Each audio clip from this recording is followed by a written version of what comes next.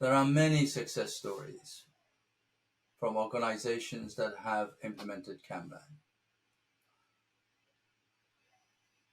From small, medium-sized companies to large ones. I can share with you a recent engagement with a UK bank.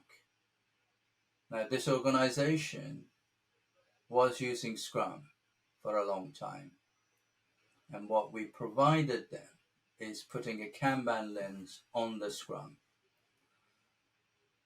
So one of the challenges with Scrum is the sprint time box, which is a forcing function which allows you to work more effectively.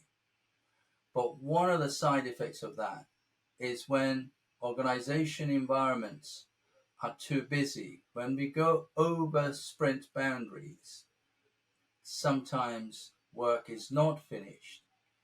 And sometimes it gets added to the next sprint, sometimes it doesn't. And that's okay because the product owner will decide what is the most valuable.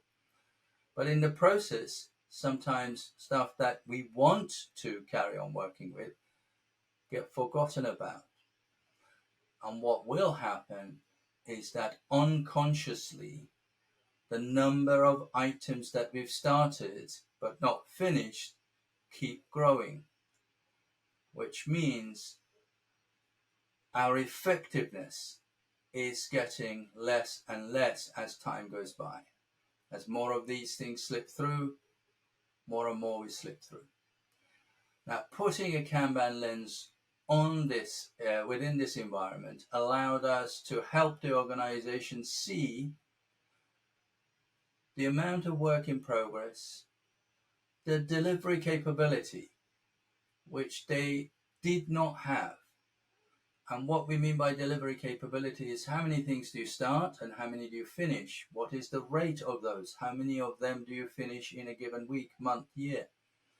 And that allows the organization to be a lot more realistic about what they can start and finish in a given time period, which ultimately means they can make promises they can keep, whether those promises are to the internal stakeholders or to the market and the shareholders.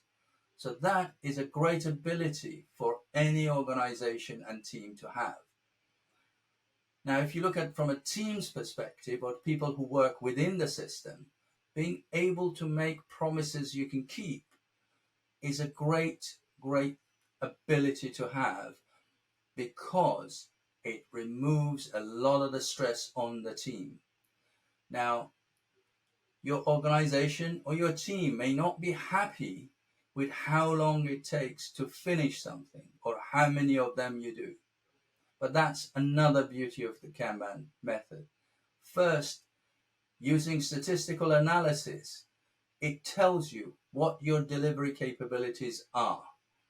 So basically, you are informed that this is what we can deliver, and this is how many we can deliver. This is how long it takes us to deliver. Therefore, we should only commit within these bounds. So I have 90% confidence that we can get a feature out to the market between 60 days or less, or whatever that number is for your context. Now, you may not be happy with 60 days, but promising less than 60 days is foolish. So use that information and you make promises based on that. Now, internally, we work within the teams and say, okay, how do we look at those bottlenecks? What is stopping us to reduce that 60 days to be 50, to be 40, 20, 10, whatever is possible within that system of work? So one is we use the Kanban method to understand our delivery capability, to say, okay, this is what we should promise, and then look at the Kanban cadences and look at, in particular, things like service delivery reviews to see how can we improve the service we're delivering? What are the areas that we should focus on to have purposeful change using data again and saying, look, these are the bottlenecks. This is the thing that is impacting our delivery time.